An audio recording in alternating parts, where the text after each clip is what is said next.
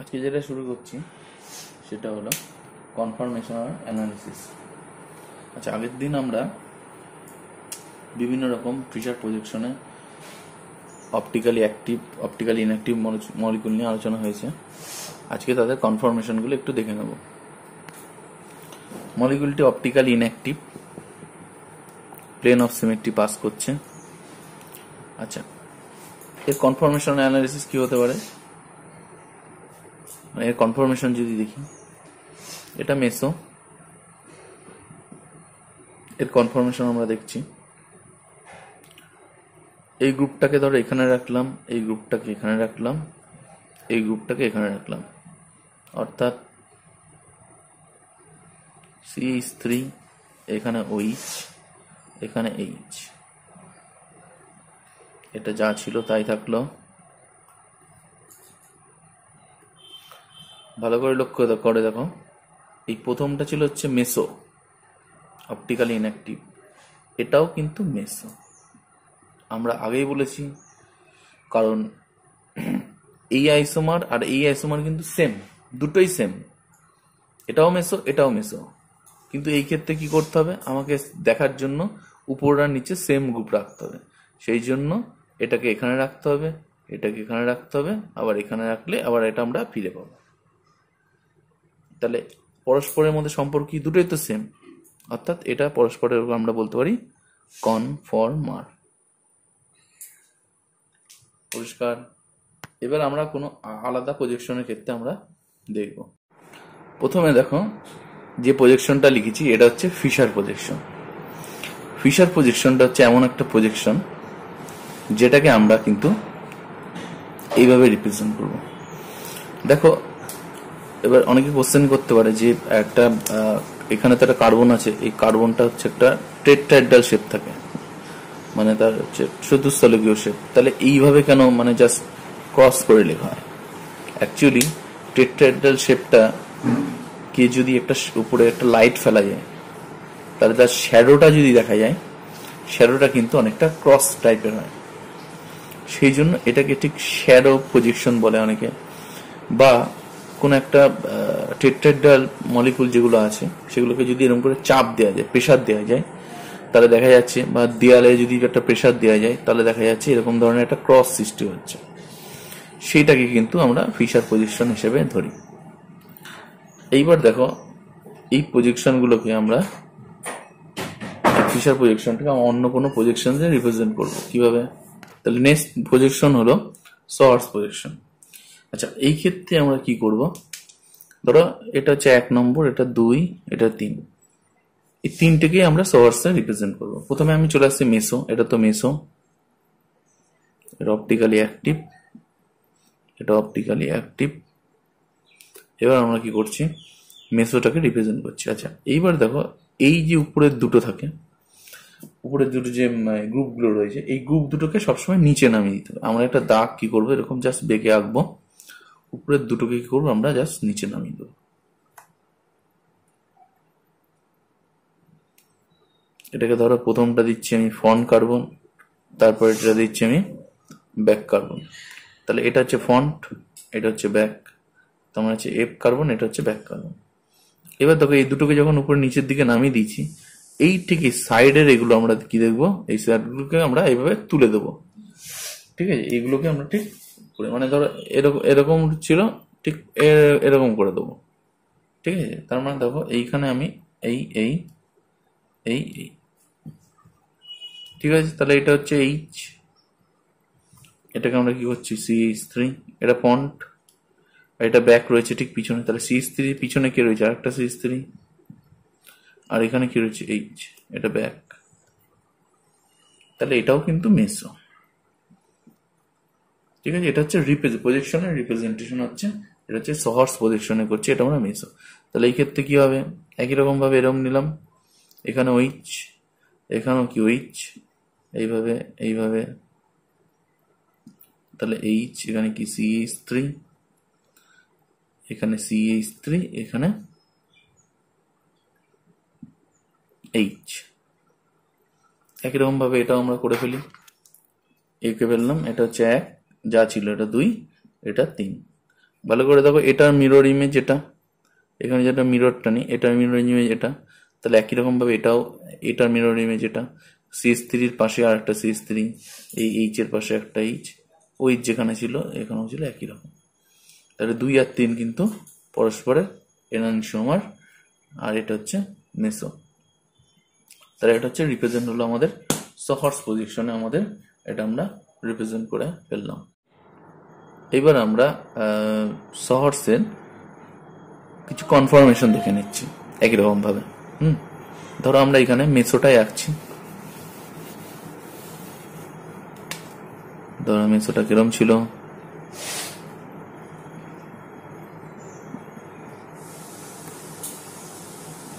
তাহলে এইচ, এখানে এইচ, এখানে CH3, এখানে CH3।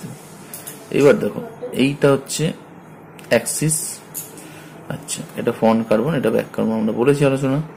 এইবার দেখো এখানেও কিন্তু আমরা আগেরটা যেমন কি উপরগুলোকে রোটেট করাচ্ছিলাম, এখানেও তাই করতে পারবো। তবে এই অ্যাঙ্গেল গুলো কত আছে, এটা ধরো 120 করে অ্যাঙ্গেল আছে। এটা ফ্রন্ট কার্বন, এটা ব্যাক কার্বন। ধরো তোমাকে একটা অপারেশন দিতে পারে, সেটা কি বললো যে ব্যাক কার্বনের ক্লকওয়াইজ রোটেট করতে হবে 60 ডিগ্রি। এটা কিন্তু মেসো। ব্যাক কার্বনের ক্লকওয়াইজ রোটেট করতে হবে 60 ডিগ্রি। তাহলে আমরা কি করব, ব্যাক কার্বন তো এটা, তাহলে এখানে ক্লকওয়াইজ রোটেট করব কোন দিকে, ঘড়ির কাঁটার দিকে, এই দিকে যাবে। তার মানে আমরা CH3টা তাহলে 60 যা যদি যায়, তার মানে এটা 120 করে আছে, তার মাঝখানে চলে আসবে ঠিক এইসব জায়গায়। তাহলে কিরকম আসবে, এই এই এই এই ওইচটা এখানে চলে আসবে, CH3টা এখানে যাবে, আর এইচটা এইখানে চলে আসবে। আর ফ্রন্ট কার্বন যা ছিল তাই, কিন্তু ওটা কিন্তু কোনো পরিবর্তন হচ্ছে না, বা ওটা আমরা করছি না পরিবর্তন। যে কোনো একটা করতে পারবো, মানে সবকটাই একসাথে করতে পারবো, মানে আমরা এখন একটা করছি যে কোনো। তাহলে এখানে CH3, এখানে ওইচ, এখানে এইচ। তাহলে দেখো এটাও মেসো, এটাও কিন্তু মেসো, কারণ মাঝখান দিয়ে প্লেন অফ সিমেট্রি এখানেও যাবে। তাহলে দেখতে এখানে যাচ্ছে না, তাহলে দেখতে গেলে কি করতে হবে, আমাকে যে কোনো দুটোকে সেম দিকে রাখতে হয়, CH3 নয় এইচ নয় ওইচ। তার মানে ধরো আমরা এখানে মনে করলাম যে CH3টাকে একদিকে রাখবো, তাহলে এই CH3টাকে যদি একদিকে রাখি, তাহলে আমরা কি করব, এখানটা একই রকম ভাবে আমরা কি করবো, এখানে ফ্রন্ট কার্বনকে কি করছি, অপারেশনটা লিখতে হবে একটু। ফ্রন্ট কার্বনকে 60 ডিগ্রি রোটেট করাতে হবে, কি ক্লকওয়াইজ, ঘড়ির কাঁটার দিকে যদি রোটেট করি, তাহলে আমার কি আসবে, তাহলে এই ক্ষেত্রে আমার চলে আসবে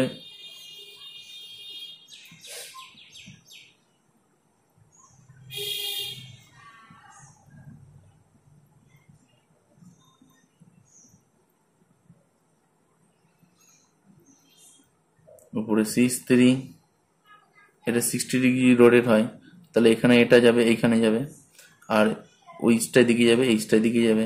তাহলে তাই গেছে, তাহলে ওইচটা এখানে গেছে, এইচটা এখানে গেছে, CH3 যা ছিল তাই, ওইচটা এখানে থাকবে, বা এখানে এইচটা। ভালো করে লক্ষ্য করে দেখো, CH3 একই দিকে আছে, ওইচটা ঠিক অপোজিটে ওইচটাই আছে, এইচ এর অপোজিট ঠিক এইচটাই আছে।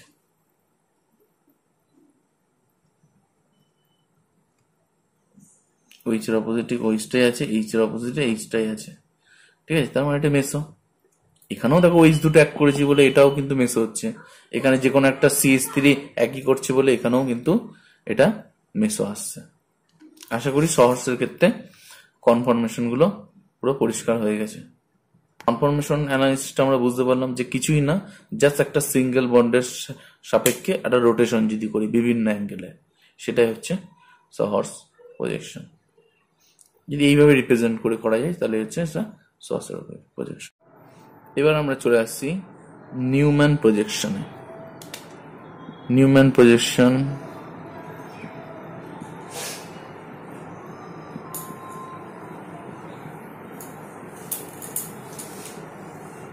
এবার আমরা চলে আসছি এখানে নিউম্যান প্রজেকশনে আমরা চলে আসছি। আচ্ছা এইবার দেখো এই একরকম ভাবে আমরা আগে একটু সহজটা আবার আঁকছি, মেসোটাই আঁকছি তাহলে সুবিধা হবে।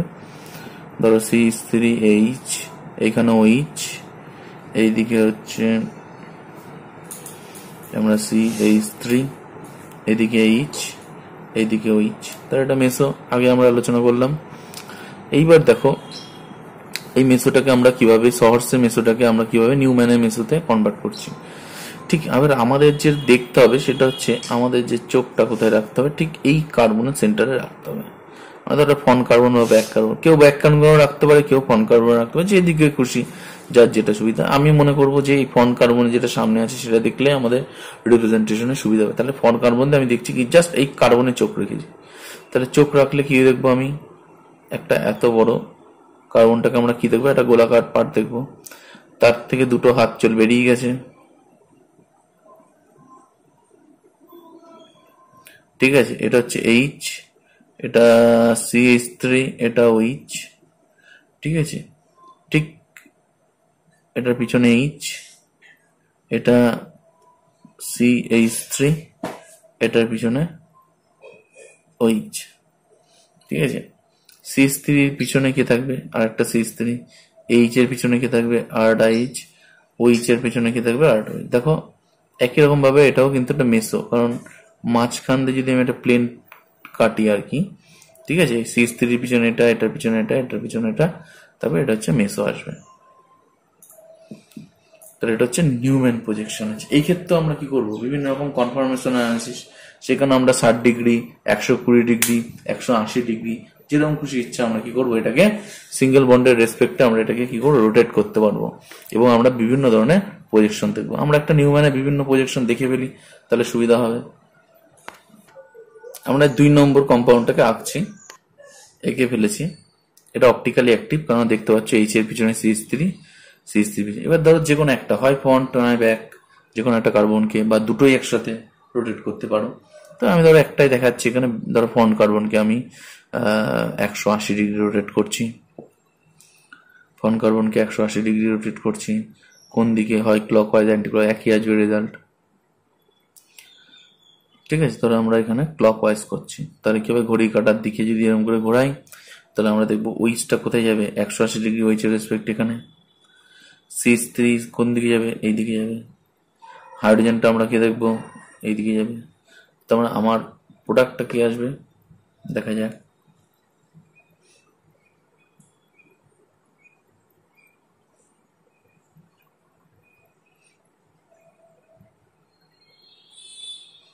এই CH3, এখানে H, ঠিক এখানে OH, আর একই রকম এখানে OH থাকছে 180 ডিগ্রি, এখানে H, এটাও CH3।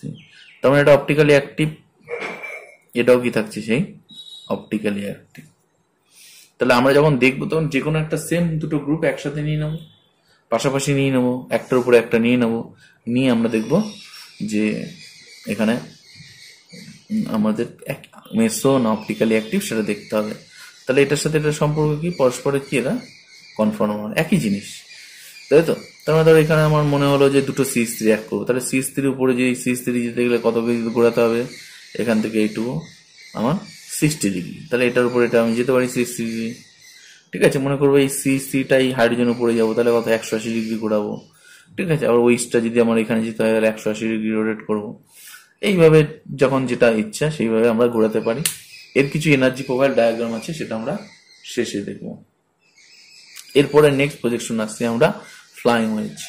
তাহলে আমরা ফ্লাইং ওয়েজে আমরা এবার দেখে নিচ্ছি।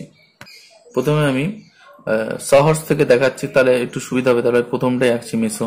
মেসো সহর্স কিরম ছিল, OH, এখানে OH, এই এই এই এই H, এইদিকে CH3, এদিকে H, এদিকে CH3, এই ছিল হচ্ছে মেসো। এইবার দেখো এটাকে আগে আমরা কি দেখছিলাম, চোখটা কোথায় রেখেছিলাম, ঠিক কার্বনের উপরে নিউম্যান দেখানোর সময়। এইবার আমরা কি করছি, এখানে চোখটা কোথায় রাখবো, চোখটা আমরা সাইড থেকে দেখছি, মানে একটা পাশ থেকে দেখছি। তাহলে কি দেখবো, এই উইচটা আর এই উইচটা একই প্লেনে আছে, মানে আমরা এরকম দেখতে পাচ্ছি। ঠিক আছে, এইবার দেখো এই দুটো হাইড্রোজেন কি আছে, সামনের দিকে আছে না, তাই জন্য এটাকে আমরা ফ্রন্টের দিকে দেখবো। তাই আমরা ডার্ক লাইন দিয়ে দেখাচ্ছি এটাকে, তাহলে এইচ, এই এইচ, আর ঠিক CH3 গুলো পিছন দিকে আছে, তাহলে ডটেড লাইন।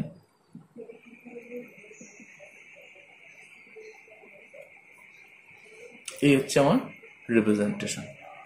ডার্ক লাইন দিয়ে আমরা কোনটা দেখাবো? ডার্ক লাইন দিয়ে, হোয়াইট লাইন দিয়ে, সেটা আমরা দেখাচ্ছি হচ্ছে ইয়ে। আর যেটা ডটেড লাইন বা ড্যাশ লাইন যেটা আমরা দেখাচ্ছি সেটা হচ্ছে ব্যাকটা, না যেটা হচ্ছে বিলো দা প্লেন আছে, তার প্লেনে আছে কি ওই সেটা একটা সিঙ্গেল দাগ দেওয়া। যেটা ডার্ক দিয়ে দেখাচ্ছি সেটা হচ্ছে অ্যাবাভ, মানে এখানে দুটো হাইড্রোজেন আছে। আর ডটেড লাইন দিয়ে যেটা দেখাচ্ছি সেটা হচ্ছে বিলো দা প্লেন আছে, সেটা এইভাবে রিপ্রেজেন্ট করছি। এটা কিন্তু মেসো ছিল, এটাও কিন্তু মেসো, একই রকম ভাবে থাকছে। এখানে আমরা বিভিন্ন রকম কনফরমেশন দেখতে পারি, সেটা একটা আমরা দেখে নিই। এই হচ্ছে আমাদের মেসো। এবার আমরা কি করছি, এখানে যে কোনো অপারেশন হয় ফন্ট নয় ব্যাক বা দুটোই, হ্যাঁ আমরা ধর এখানে একটাই যে কোনো করছি। এটা আমরা বলেছিলাম ফ্রন্ট, এটা বলেছিলাম ব্যাক। তাহলে এখানে আমরা কি করব, ধরো 60 ডিগ্রি ক্লকওয়াইজ করব। কি হবে 60 ডিগ্রি ক্লকওয়াইজ বলতে? ঘড়ির কাঁটার দিকে। তাহলে দেখো ঘড়ির কাঁটার দিকে, ঘড়ির কাঁটা কিরম ঘোরে?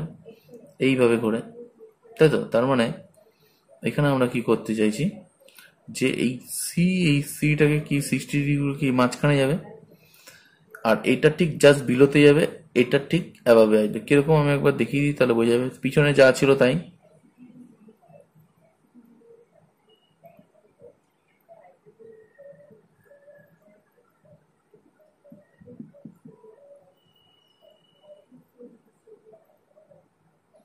এটা যা ছিল তাই লিখলাম। এবার আমরা কি দেখতে পাচ্ছি, এটা 60 ডিগ্রি হয়েছে। 60 ডিগ্রি হয়েছে মানে ক্লকওয়াইজ, এ কিন্তু একদম প্লেনে চলে এসছে। আর এইদিকে এইচটা কি হয়েছে, এটা অ্যাবাবই আছে কিন্তু জাস্ট 60 ডিগ্রি নিচে নেমে গেছে। আর ওইচটা কি হবে, ডটেড লাইনে নিচে চলে গেছে, প্লেন থেকে নিচে ওই সাইডে চলে গেছে।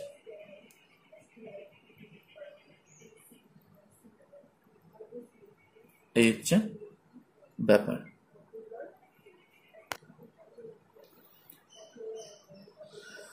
এই হচ্ছে আমরা দেখতে পাচ্ছি, এটাই হচ্ছে। এটা একটা আমরা মডেলের সাহায্যে বোঝাচ্ছি, তাহলে আরো বিষয়টা আরো পরিষ্কার হবে। আচ্ছা, এখানে গ্রিন গুলো রিপ্রেজেন্ট করছে CH3 কে, এবং ব্লু গুলো রিপ্রেজেন্ট করছে হাইড্রোজেনকে, আর ইয়েলো গুলো রিপ্রেজেন্ট করছে OH কে। দেখো একই রকম ভাবে আমরা এখানে দেখেছি। এইটা দেখো ভালো করে, এটা দেখলে লক্ষ্য করো যে CH3 গুলো পিছনে আছে। মডেলটা আমরা এখানে রাখছি, CH3 গুলো পিছনে আছে। আচ্ছা, কালোটা তো কার্বন। আচ্ছা, হাইড্রোজেন গুলো উপরের দিকে রয়েছে, অ্যাবাবের দিকে, আর এটা হচ্ছে প্লেনে রয়েছে। আমরা ঠিক এইভাবে লাগছি, এইভাবে দেখছি, তাহলে দেখো বুঝতে পারবো। ঠিক আছে, এইবার আমরা কি করছি, এইখানে CH3টাকে আমরা এইদিকে 60 ডিগ্রি ঘোরাচ্ছি। দেখো ভালো করে লক্ষ্য করে দেখো, এই দেখো। তাহলে কি হলো এই কেসটা, CH3টা প্লেনে চলে আসলো। দেখো ওইচটা, এই যে ওইচ, এটা আর এটা দেখো প্লেনে চলে এসছে, ভালো করে লক্ষ্য করো। এই ওইচটা আর এটা কিসে চলে এসছে, প্লেনে চলে এসছে।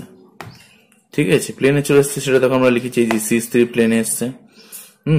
আর ওইচটা দেখো বিলোতে চলে এসেছে। এই দেখো আগে এখানে ছিল, ঠিক আছে, এই ওইচটা সেম প্লেনে ছিল, সেম প্লেনে ছিল। এবার কি হলো, যখন এই দিকে গেল দেখো এটা বিলে চলে গেল, দেখলা। আর এই এইচটা কি ছিল আগে, এটা অ্যাবাবেই ছিল, এটা প্লেন, এটা অ্যাবাবেই ছিল। এটা কি হলো, এইচটা ব্লুটা যেটা, সেটা সামনের দিকে একটু এগিয়ে আসলো, বা 60 ডিগ্রি ঘুরে গেল, যেটা আমরা লিখেছি। আর ওইচটা কিন্তু এই পিছন দিকে চলে গেল, আর CH3টা একদম প্লেনে চলে এসছে। ঠিক আছে, তার মানে এরকম গেল, এখান থেকে 60 ডিগ্রি ঘুরলো, 60 ডিগ্রি ঘুরে এখানে গেল, এই হলো। সহজে আমরা কি করলাম, মডেলের সাহায্যে বিষয়টাকে বুঝিয়ে দিলাম। আর এদিকে যা ছিল তাই। এবার আমরা যে দিক দিয়ে খুশি রোটেটটা আমরা এখান থেকে করতে পারি। দেখো বিষয়টা কিন্তু মেসোই থাকবে, তুমি যেখান দিয়েই করো।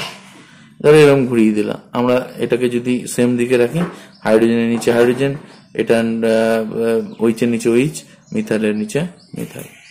সবই কিন্তু একই রকম ভাবে থাকবে, যেভাবে ঘোরানো না কেন। আমাদের কিন্তু প্রজেকশন এগোটাই আছে। এইবার আমরা চলে আসবো বিভিন্ন রকম এনার্জি প্রোফাইল ডায়াগ্রাম। আর আমরা সেটা নিউম্যানে যদি দেখাই তাহলে ইন্টারাকশনগুলো ভালো বোঝা যাবে, সেই জন্য সাধারণত এটাকে নিউম্যানে দেখানো হয়েছে। তাহলে কনফার্মেশন অ্যানালিসিস করব এবং তাদের বিভিন্ন রকম এনার্জি প্রোফাইল ডায়াগ্রাম, মানে এরা তো রোটেট করছে বিভিন্ন জায়গায়, মানে বিভিন্নভাবে রোটেট করছে 180 ডিগ্রি 60 ডিগ্রি। এবার আমরা দেখবো যে এর মধ্যে কোনটা ওরা কোন রোটেশনটাকে প্রেফার করছে বা কোন রোটেশনটা ওরা থাকতে চাইছে, সেই বিষয়টা আমরা দেখবো। মানে কোন কনফার্মেশনটা ওরা স্টেবল বেশি, সেটা আমরা একটু দেখবো। যেটা বই আছে আমরা সেটা নিয়ে শুরু করছি, সেটা হচ্ছে বিউটেন।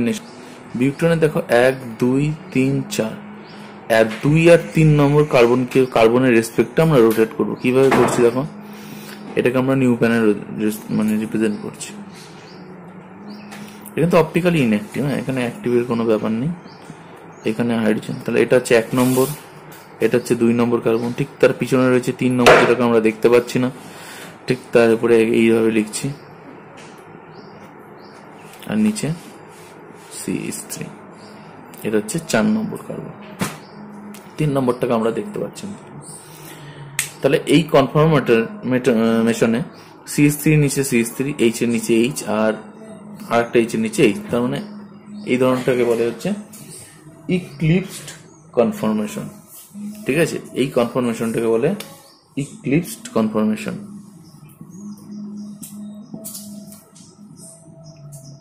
ECLIPSD, eclipsed confirmation.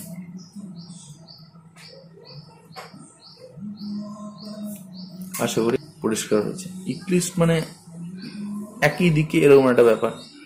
ঠিক আছে, এবার ধরো আমি এটাকে অপারেশন করছি, সেটা হচ্ছে ধরো ক্লক ব্যাক, যে কোনো আমি করতে পারি। ধরো আমি ক্লক ওয়াইজ করাচ্ছি, ক্লক ওয়াইজ ফন কার্বনে আমি 60 ডিগ্রি করছি। এক এক করে আমরা আসছি। কি হবে তাহলে,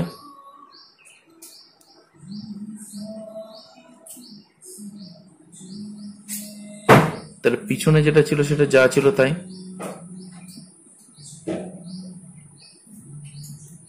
আর 60 রোটেট করলো মানে এটা এখানে গেল, এখানে গেল, এখানে গেল। তার মানে CH3, এখানে H, এখানে H। এই হাইড্রোজেনটা এখানে গেল, এটা এখানে গেল, এখানে গেল। তাহলে দেখো এদের মধ্যে বড় বড় যে বাল্কি গ্রুপ, এই বাল্কি গ্রুপটার মধ্যে অ্যাঙ্গেল হয়ে গেল হচ্ছে 60 ডিগ্রি। ঠিক আছে, এটাকে আমরা বলবো হচ্ছে গজ কনফার্মেশন। এটা হচ্ছে গজ কনফার্মেশন। N-বিউটেনের 2,3 কার্বনের সাপেক্ষে আমরা নিউম্যান প্রজেকশনে সমস্ত কনফার্মেশনগুলো এঁকেছি। আচ্ছা, প্রথমে কি হতে পারে যে দুটো CH3 একই দিকে, এটাকে আমরা বলবো ইক্লিপসড। তার 60 ডিগ্রি রোটেট করছি ফন কার্বনটা, তাহলে এই মিথাইলটা ফন কার্বন, ব্যাক কার্বনটা যা আছে আছে। তাহলে আমরা কি দেখতে পাচ্ছি যে ফন কার্বনটা 60 ডিগ্রি ক্লকওয়াইজ ঘুরছে, তার মানে এইখানে আসবে পজিশনটা। এটাকে আমরা বলবো গজ। গজ মানে হচ্ছে দুটো বড় বড় বাল্কি গ্রুপের মধ্যে যদি অ্যাঙ্গেলটা 60 ডিগ্রি থাকে, তাকে আমরা বলবো গজ। এরপরে ঠিক দেখো যে CH3টা কার উপরে যাবে, এই হাইড্রোজেন উপরে যাচ্ছে, এটাকে আমরা বলবো পার্শিয়াল ইক্লিপস। কেন বলছি পার্শিয়াল ইক্লিপস, দেখো ইক্লিপস মানে এটা হচ্ছে ফুললি ইক্লিপস, যেটাকে আমরা বলতে চাইছি যে এখানে বড় বড় গ্রুপ দুটো, বাল্কি গ্রুপ দুটো একে অপরের উপরে আছে, এদের মধ্যে ইন্টারাকশন প্রচুর বেশি হয়, তাই ইক্লিপসে এনার্জি সর্বাধিক হয়। কিন্তু এখান থেকে কি হয়, সরে যায় দুটো CH3, যার ফলে এদের মধ্যে ইন্টারাকশনটা কমে যায় এবং এনার্জিটাও মলিকুলে কমে আসে। এবার আমরা যখন পার্শিয়াল ইক্লিপসের দিকে যাচ্ছি, যে এই CH3টা কার উপরে অল্প একটু ইন্টারাক্ট হচ্ছে, কারণ হাইড্রোজেনের সাথে ইন্টারাক্ট হচ্ছে, ঠিক হাইড্রোজেনের উপরে আছে, সেই জন্য এই ক্ষেত্রে এনার্জিটা কি হয়, ইক্লিপসের মতো অত বেশি হয় না, কিন্তু গজের থেকে খানিকটা বেশি হয়, যেহেতু হাইড্রোজেন আর CH3 পাশাপাশি এরা ইন্টারাক্ট করছে। সবচেয়ে স্টেবল হয়ে যায় অ্যান্টি স্ট্যাগার্ড। কত ডিগ্রি অ্যাঙ্গেল মাঝখানে, 180। এটা 120 ছিল পার্শিয়াল ইক্লিপস, 180। বড় বড় যে বাল্কি গ্রুপ দুটো তাদের ভিতরে কত থাকে, অ্যাঙ্গেল 180, এবং তারা সবচেয়ে কম ইন্টারাক্ট করে এবং এদের মধ্যে স্টেবিলিটি সর্বাধিক হয়। এরপরে আমি চলে আসছি, এটার পরে আমরা কি দেখতে পাচ্ছি, আবার পুনরায় পার্শিয়াল ইক্লিপস ফিরে আসছে একই রকম ভাবে। তারপরে আবার গছ আসবে এবং ফাইনালি আমরা ইক্লিপস পেয়ে যাব। মানে এখানে আমরা শুরু করেছিলাম একদম 0 ডিগ্রি থেকে অ্যাঙ্গেলটা, আর একবারে আমরা 360 ডিগ্রিতে শেষ করলাম। তাহলে এই ক্ষেত্রে আমরা দেখতে পারবো একটা এনার্জি প্রোফাইল ডায়াগ্রাম। সেখানে আমরা কি দেখতে পারবো, বিভিন্ন ধরনের কনফরমেশনে বিভিন্ন এনার্জি। এবার এখান থেকে আমরা স্পষ্টভাবে বুঝতে পারছি, যেহেতু CH3 গ্রুপগুলো কি একে অপরের থেকে অনেক দূরে থাকে এবং এদের মধ্যে সবচেয়ে স্টেবিলিটি বেশি হয়, তাই অ্যান্টি স্ট্যাগারটা হচ্ছে সবচেয়ে বেশি স্টেবল। এনার্জি প্রোফাইল ডায়াগ্রামটা হচ্ছে এরকম থাকে যে ইক্লিপসের এনার্জি সবচেয়ে বেশি থাকে, গছের এনার্জিটা তুলনামূলক একটু কম হয়। এবার খানিকটা পার্শিয়াল ইক্লিপসের এনার্জি বেড়ে যায়, কেন এখান থেকে হাইড্রোজেন আর মিথাইল একটা ইন্টারাকশন হয়ে থাকে, এবং সবচেয়ে স্টেবল হয় অ্যান্টি স্ট্যাগার্ড। তারপরে অ্যাঙ্গেলটা কত আসে, তারপরে আসে হচ্ছে এনার্জিটা পার্শিয়াল ইক্লিপসড, আবার এখানে আসে গছ এবং ইক্লিপসড। প্রথম ক্ষেত্রে অ্যাঙ্গেল কত হয় 0 ডিগ্রি, তারপরে ক্ষেত্রে 60, তারপরে ক্ষেত্রে হয় 120, তারপরে আসে 180, মানে 60 ডিগ্রি করে করে বাড়ছে।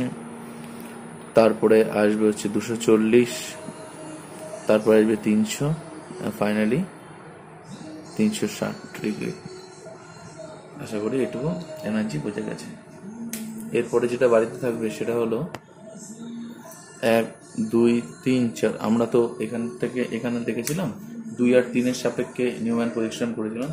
এবার যেটা থাকবে সেটা হলো বাড়িতে 1 এবং 2 এর সাপেক্ষে নিউম্যান পজিশন করা এবং তার এনার্জি প্রোফাইল ডায়াগ্রাম করা।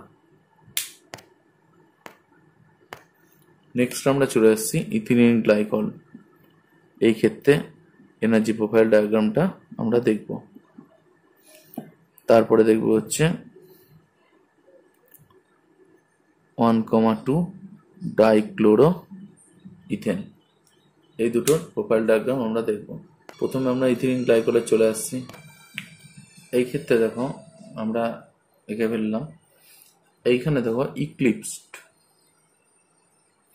একই রকম রয়েছে, দুটো গ্রুপ ওই পাশাপাশি সব ওইজ দুটো।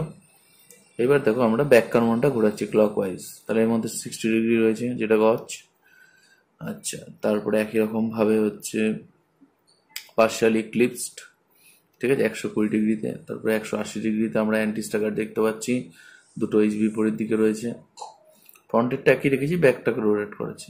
তারপরে আমরা পুনরায় দেখছি পার্শিয়াল ইক্লিপস, তারপরে আবার দেখতে পাচ্ছি গছ, এবং ফাইনালি যেটা হবে আর কি দেখায়নি এখানে, সেটা হচ্ছে ইক্লিপসটা আবার পুনরায়, এই যে ইক্লিপসটা আছে সেটা আবার পুনরায় ফিরে যাবে। জাস্ট অ্যাঙ্গেলগুলো আমরা 60 ডিগ্রি 60 ডিগ্রি 60 ডিগ্রি করে এইভাবে আমরা বিভিন্ন কনফরমেশন দেখছি।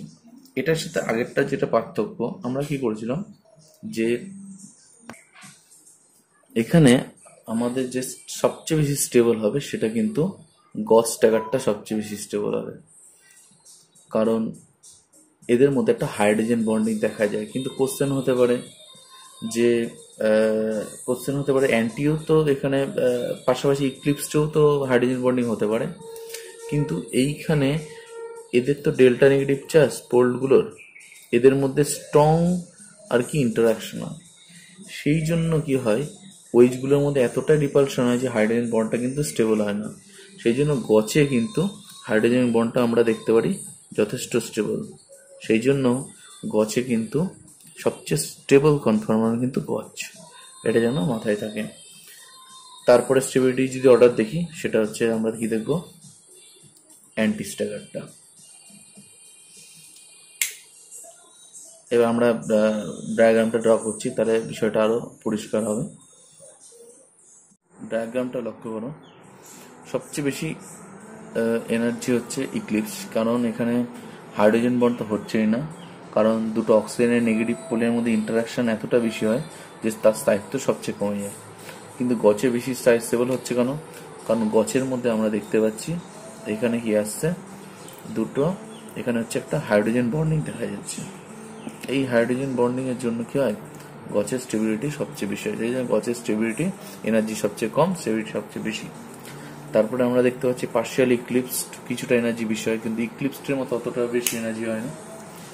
তারপরে অ্যান্টি স্ট্যাগার্ড, এটা তো স্টেবিলিটি হওয়ার কথা ছিল, যেটা আমরা আগে দেখেছিলাম, কিন্তু দূরে আছে, তাদের মধ্যে ইন্টারাকশনটা কম থাকে, তাই জন্য এটা কিছুটা কিন্তু পার্শিয়াল ইক্লিপস থেকে স্টেবল, কিন্তু গছের মতো স্টেবল হবে না, কারণ গছে একটা হাইড্রোজেন বন্ডিং আছে। এবার একই রকম ভাবে এটা রিপিট করেছে। আশা করি এটুকু পরিষ্কার বোঝা গেছে।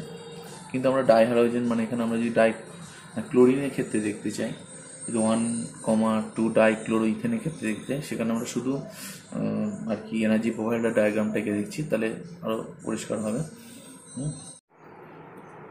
আচ্ছা, এই ক্ষেত্রে আমরা এনার্জি যে ডায়াগ্রামটা দেখবো সেটা হলো অনেকটা এন বিউটেনের মতনই, 2 আর 3 রেসপেক্টে যে আমরা নিউমার প্রজেকশনগুলো দেখেছি, কনফার্মেশনগুলো যেগুলো দেখেছি, তার মতনই এনার্জি প্রোফাইল ডায়াগ্রামটা হবে। একই রকম হচ্ছে কনফার্মেশন। দেখো সবচেয়ে বেশি এনার্জি ক্লিপসের একদম, তারপরে অ্যান্টিস্টাগার্ডের হচ্ছে সবচেয়ে কম, গছের তারপরে পার্শিয়াল ইক্লিপসড, মানে সেম অ্যাজ হচ্ছে বিউটেনের মতো কনফিগারেশন। ক্লিয়ার? কনফার্মেশন আর অ্যানালিসিসের পর আমরা এবার আরএস নোমেনক্লেচারে চলে যাচ্ছি। আরএস নোমেনক্লেচারটা ক্লাস 12-এ আছে, তখন আমার এখন যদি আমরা বিষয়টা জেনে নিই তাহলে অনেক সুবিধা হবে। আচ্ছা, আমরা কিছু কনফিগারেশন করেছিলাম, যেটা করেছিলাম অপটিক্যালি অ্যাক্টিভ, মেসো, এবারে আমরা ওটা একে একে করেছিলাম, তাই তো? কিন্তু আমরা যদি আরএস এর মাধ্যমে করি তাহলে আরো বিষয়টা পরিষ্কার হবে। আচ্ছা, এবার নেক্সট যেটা আমাদের জানতে হবে সেটা হচ্ছে একটা কাইরাল সেন্টারে কিন্তু দুটো নাম হতে পারে, একটা হয় আর অথবা এস, হয় আর অথবা এক্স। একটা কাইরাল সেন্টারে দুটো নামই হয়, সেটা হচ্ছে আর অথবা এস। এই আর এস এর আমরা আস্তে আস্তে করবো, সবই করলে বিষয়টা আরো পরিষ্কার হবে। আচ্ছা, প্রথমে আর এস নামকরণে আমরা চলে আসছি ফর ফিচার প্রজেকশন। মানে ফিচার প্রজেকশনের ক্ষেত্রে আমরা তো প্রজেকশন দেখলাম, হ্যাঁ, 4টে প্রজেকশন আমরা দেখেছি, তার মধ্যে ফিচার প্রজেকশনের ক্ষেত্রে আমরা কিভাবে নামকরণ করবো সেটা একটু দেখে নিচ্ছি। প্রথমে দেখো 1, 2, 3 মানে পরপর আছে। রোটেশনটা যদি ক্লকওয়াইজ হয় তাহলে আর হবে। ফোর্থ গ্রুপটা কোথায় থাকবে? 4 নম্বর গ্রুপটা ভার্টিক্যাল। এই যে 1, 2, 3 মানে ব্যাপারটা হচ্ছে প্রেফারেন্স, গ্রুপের যত প্রেফারেন্স, গ্রুপ বা কোনো অ্যাটমের প্রেফারেন্স, সেটা হচ্ছে 1, 2, 3 এই অর্ডারটাই থাকবে। আচ্ছা, ক্লকওয়াইজ রোটেশনটা কিভাবে থাকবে, মানে অর্ডারটা কিভাবে থাকবে? ঘড়ির কাঁটার দিকে, তাহলে এটা হচ্ছে আর আসবে তখন, যখন ফোর্থ গ্রুপটা ভার্টিক্যালি প্রেজেন্ট থাকবে। একই রকম ভাবে অ্যান্টি ক্লকওয়াইজ হলে এস হবে। এবার দেখো যদি ফোর্থ গ্রুপটা যদি হরাইজন্টাল আসে, হ্যাঁ, ক্লকওয়াইজ ঘুরছে কিন্তু ফোর্থ গ্রুপটা হরাইজন্টাল আছে, তাহলে সেক্ষেত্রে এস। আর ফোর্থ গ্রুপটাই যদি আবার অ্যান্টি ক্লকওয়াইজ আসে, মানে ফোর্থ গ্রুপটা হরাইজন্টালি থাকবে এবং অ্যান্টি ক্লকওয়াইজ আছে রোটেশনটা, তাহলে সেই ক্ষেত্রে কিন্তু আর হবে। বিষয়টা পরিষ্কার হয়েছে? আমরা উদাহরণের সাহায্যে করব, তখন আরো পরিষ্কার হবে। কিন্তু এবার আমরা কনফিগারেশন গুলো আমরা আরএস এর সাহায্যে করব, সেই জন্যই আরএসটা করে দেওয়া, তাহলে আমাদের করতেও সুবিধা হবে, বুঝতেও সুবিধা হবে। আমরা পরপর সেগুলোই আবার আলোচনা করব আরএস এর মাধ্যমে। এইবার দেখো আমরা একটা ফিশার প্রজেকশনের একটা যোগ নিয়ে নিয়েছি, এটা কার্ডার সেন্টার। এবার দেখো এই সেন্টার মানে এখানে কার্বনটা কার কার সাথে যুক্ত আছে? সরাসরি carbon, chlorine, bromine, hydrogen. Carbon, chlorine, bromine. আচ্ছা, এইবার দেখো এখানে কিন্তু হাইড্রোজেন ধরা যাবে না, মানে কার্বনের সাথে যে হাইড্রোজেন আছে সেগুলো কিন্তু ধরা, আমরা সরাসরি যার সাথে লেগে আছে সেটা আমরা দেখব। এবার দেখো এইখানে পারমাণবিক ক্রমাঙ্ক কার বেশি? কার্বন যার সাথে লেগে আছে। দেখো ব্রোমিনের সবচেয়ে বেশি 35, তাহলে এটাকে আমরা 1 বলবো। 2 নম্বরে কি আছে? ক্লোরিন 17। 3 নম্বরে কত আছে? কার্বন 6, তার মানে পারমাণবিক ক্রমাঙ্ক 6, তাহলে এটা 3। আর হাইড্রোজেন 1, এটা 4। এবার ভালো করে খেয়াল করে দেখো 4 কিন্তু হরাইজন্টালি অবস্থান করেছে, ঠিক আছে? 4 কিন্তু হরাইজন্টালি অবস্থান করেছে। এবার আমরা দেখছি 1, 2, 3 রোটেশনটা কিরকম হচ্ছে? ঠিক ঘড়ির কাঁটার দিকে রোটেশনটা হচ্ছে। 4 কিন্তু হরাইজন্টালি অবস্থান করেছে, তাহলে 1, 2, 3 ক্লকওয়াইজ ঘড়ির কাঁটার দিকে, তাহলে কি হয়? এস। তাহলে এই সেন্টারটা হচ্ছে এস, হয় এস নয় আর, এর বেশি কিন্তু হবে না। ঠিক আছে, নেক্সট দেখো আমরা চলে আসছি, সেটা হলো এই কার্বনটা কার কার সাথে যুক্ত আছে, অক্সিজেন, নাইট্রোজেন, কার্বন কার্বন। দেখো এখানে কিন্তু দুটোই কার্বন কার্বন হয়ে গেছে। এই ক্ষেত্রে আমরা কি ফার্স্ট, তাহলে 1 নম্বর কে যাবে, অক্সিজেন 8, নাইট্রোজেন 7, কার্বন 6, এটাও 4, তাহলে এটাকে আমরা 1 দেবো, অবশ্যই 1 দেবো। 2 কে যাবে, নাইট্রোজেন যাবে। 3 কে যাবে, 3 দেখো এই দুটো তো কার্বন কার্বন রয়েছে, কি করে তুলনা করব, এটাও 6, এটাও 6। এবার আমরা কি করে এর পরবর্তীটা দেখব। দেখো এই কার্বনের সাথে কারা কারা আছে, 1 1 6, এর সাথে 1 1 1 1 1 1, এটা 1 1 6, তাহলে আমার নিশ্চয়ই এই গ্রুপটা ফার্স্ট পেপারে। তাহলে 1 2 3, এটা 3 চলে গেল, আর এটা 4, তাহলে 4টা কিরকম আছে দেখো, ভার্টিক্যালি কিন্তু রয়েছে। তাহলে 1 2 3 ঘড়ির কাঁটার দিকে, আর 4 নম্বর যে গ্রুপটা আছে সেটা ভার্টিক্যালি আছে, তাই জন্য এটা হয়ে যাবে আর। বোঝা যাচ্ছে? এইবার দেখো আমাদের বিভিন্ন প্রেফারেন্স নিয়ে আমরা আলোচনা করছি, তাহলে আর এসটা আরো পরিষ্কার হবে। আমরা আর একটা যৌগ নিয়ে নিচ্ছি। দেখো এখানে কাইরাল সেন্টার দুটো, এই একটা কাইরাল সেন্টার, এই একটা কাইরাল সেন্টার। এবার এই যে কাইরাল সেন্টার দুটো আলো রয়েছে, এদের কিন্তু আমরা আলাদা আলাদাভাবে করতে হবে। কিভাবে আমরা একটু দেখে নিই। ধরো আমি প্রথমে এই কাইরাল সেন্টারটা ক্ষেত্রে ধরছি, এই উপরেরটা, ঠিক আছে। তাহলে এর সাথে কে কে আছে, প্রথমে হাইড্রোজেন আছে, তারপরে অক্সিজেন আছে, তারপরে কার্বন আছে, আবার এই দিকেও কার্বন আছে, মানে এই কার্বনটার সাথে এই কার্বনটা আছে। তাহলে কার্বন কার্বন, অক্সিজেন, হাইড্রোজেন। তাহলে আমরা এখানে দেখি 1 কে যাবে, অবশ্যই অক্সিজেন। এবার দেখো এখানে কিন্তু কার্বনের পরে অনেক কিছু আছে, ওসব আমরা কিছু দেখবো না, সরাসরি কার সাথে যুক্ত আছে তার অ্যাটমিক নাম্বার কত সেটাই দেখবো। কারণ কার্বনের সাথে অক্সিজেন আছে 8, এখানে কত 1, এটা 6, এটা 6, তাহলে এটা 1 যাবে। 2 কে যাবে, দেখো এও কার্বন, এও কার্বন। এখানে এবার তার পরবর্তীকালে আলোচনা। এবার দেখো উপরের যে কার্বনটা আছে, দেখো 2খানা অক্সিজেনের সাথে চলে আছে। আচ্ছা এইবার এখানটা একটু ভেঙে চুড়ে আমরা দেখাবো, এটা একটা ফ্যান্টম অ্যাটম হিসেবে দেখাতে হয়, কিন্তু আমরা অত কিছু ঝামেলায় যাবো না, সরাসরি পরিষ্কারভাবে বুঝাবো এই কার্বনটা কার কার সাথে যুক্ত আছে। দেখো এই কার্বনের হাত কত, 3টে হাত, 3টে হাতের মধ্যে 2টো হাতে অক্সিজেন আছে, তাই তো, ডবল বন্ড মানে 2টো হাতেই অক্সিজেন, আর একটা হাতে অক্সিজেন, মানে এই কার্বনের 3টে হাতে 3টা অক্সিজেন, মানে 8 8 8 বলতে পারি। আর এই কার্বনটা দেখো, এই কার্বনের সাথে কি আছে, দেখো একটা অক্সিজেন, একটা কার্বন, একটা হাইড্রোজেন, তার মানে 8 6 1। তাহলে স্বাভাবিকভাবে উপরের গ্রুপটা কি হচ্ছে, আমার প্রেফারেন্স হচ্ছে, কারণ এখানে 8 কিন্তু 3খানে আছে, এখানে 8 কিন্তু একটা আছে। তাহলে এই জায়গাটা হচ্ছে আমরা দেখবো 2, আর এই টোটাল গ্রুপটা দেখবো হচ্ছে 3। আমি এটা আবার একটু ক্লিয়ার করে বলছি। এইবার দেখো তাহলে আমরা কি বলছি, এই কাইরাল কার্বনটার সাপেক্ষে এটা হচ্ছে 1, এটা হচ্ছে 2, আর টোটালটা হচ্ছে 3 এই কার্বনটার সাপেক্ষে। তাহলে 1 2 3 কিরকম ঘুরছে, দেখো এইরকম ভাবে ঘুরছে।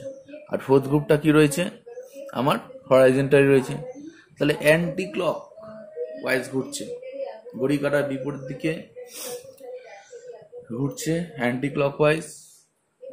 হ্যাঁ, আর এখানে তাহলে হরাইজন্টালে রয়েছে এইচ, তার মানে ফর্মুলা অনুযায়ী এটা কি হবে আর, তাহলে উপরে কার্বনটা আর। এবার আমরা নিচের কার্বনটা একটু আলোচনা করি। এবার দেখো নিচের কার্বনটার ক্ষেত্রে কি দেখবো, এটা তো আর আমরা করলাম, নিচের কার্বনটার ক্ষেত্রে এটা দেখবো কি ওইচ। আচ্ছা এটা ওইচ 1, তারপরে 2 যাবে কোনটা, এটা, আর 3 যাবে এই গ্রুপটা 3, এটা 4, এটা 3, তাহলে কিরম যাচ্ছে 1 2 3, এটাও অ্যান্টি ক্লকওয়াইজ হচ্ছে। 4 নম্বর এটা হরাইজন্টাল আছে, তাহলে এটা কিন্তু হবে আর, অ্যান্টি ক্লকওয়াইজ অ্যান্টি ক্লকওয়াইজ হচ্ছে হরাইজন্টালে হচ্ছে 4 নম্বর গ্রুপ আছে, তাহলে এটা হচ্ছে আর। তাহলে আর আর আর এটা হচ্ছে ব্যাপার। আচ্ছা এই ক্ষেত্রে কি হবে আমরা একটু দেখিনি। দেখো এখানে সবকটাই কার্বন আছে, এক্ষেত্রে 1 কাকে ধরা যাবে, এবার আমাদের কার্বন আছে বলে এবার আমরা পরবর্তীগুলো পরমাণুগুলো দেখবো। আচ্ছা, এই প্রথমে চলে আসছে কার্বন কতগুলো আছে। 3টে হাত কার কার সাথে যুক্ত আছে? 3টে হাত আছে। এটা হচ্ছে নাইট্রোজেন, আর একটা নাইট্রোজেন, আর একটা নাইট্রোজেন, আর একটা 3টে নাইট্রোজেনের সাথে এই কার্বন কিন্তু যুক্ত আছে। এই ক্ষেত্রে কি আছে কার্বন? এই ক্ষেত্রে কার্বন কিন্তু একটা হাইড্রোজেন, একটা হাইড্রোজেন, একটা নাইট্রোজেন। এই ক্ষেত্রে কি আছে কার্বন? দেখো ভালো করে, একটা হাইড্রোজেন আছে আর কিন্তু দুটো কার্বনের সাথে আছে। এখানে কি আছে কার্বন? একটা হাইড্রোজেন, এই কার্বনটার কথা বলছি, হ্যাঁ, প্রথমের যে কার্বনটা, এই একটা হাইড্রোজেন আর একটা হাইড্রোজেন আর একটা কার্বনের সাথে আছে। এবার দেখো 3টে নাইট্রোজেনের সাথে আছে, 7 7 7, তাহলে এটা হচ্ছে ফার্স্ট প্রেফারেন্স, এটাকে আমরা 1 বললাম। সেকেন্ড প্রেফারেন্স কে যাবে? সেকেন্ড প্রেফারেন্স যাবে হচ্ছে, দেখো এখানে হাইড্রোজেন হাইড্রোজেন নাইট্রোজেন, তাহলে এখানে 7, তাই না? 7 যেহেতু আছে, 7 এখানে 3টে আছে, 7 এখানে একটা আছে, তাহলে কিন্তু সেকেন্ড প্রেফারেন্স 2 বললাম। এবার কি আসছে এখানটায়? দেখো hydrogen hydrogen carbon, hydrogen carbon carbon, তাহলে অবশ্যই কোনটা যাবে? এটা যাবে 3, এটা হবে 4। তাহলে 1 2 3 ক্লকওয়াইজ ঘড়ির কাঁটার দিকে যাচ্ছে। 4 নম্বর গ্রুপ কি হচ্ছে? হরাইজন্টাল হচ্ছে, তাহলে কি হবে? তাহলে আসবে হচ্ছে এস।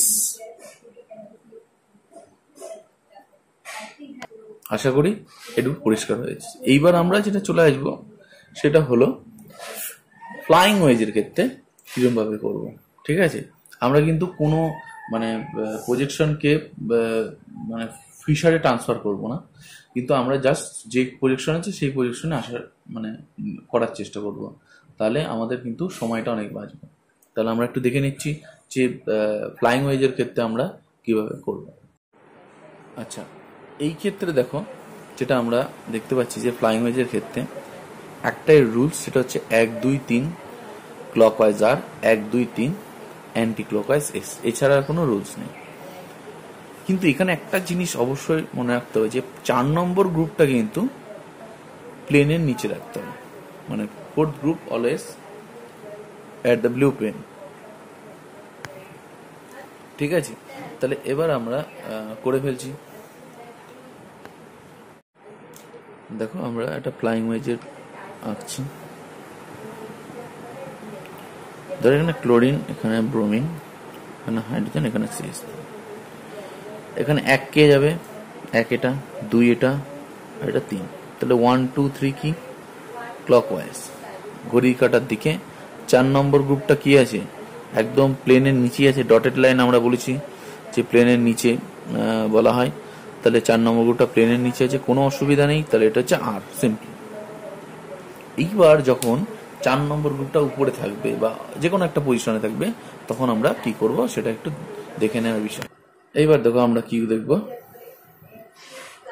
1 কে যাবে, 1 এ যেহেতু ক্লোরিন, 2 যাবে হচ্ছে অক্সিজেন, 3 যাবে হচ্ছে কার্বন, লাস্টে 4 যাবে এটা।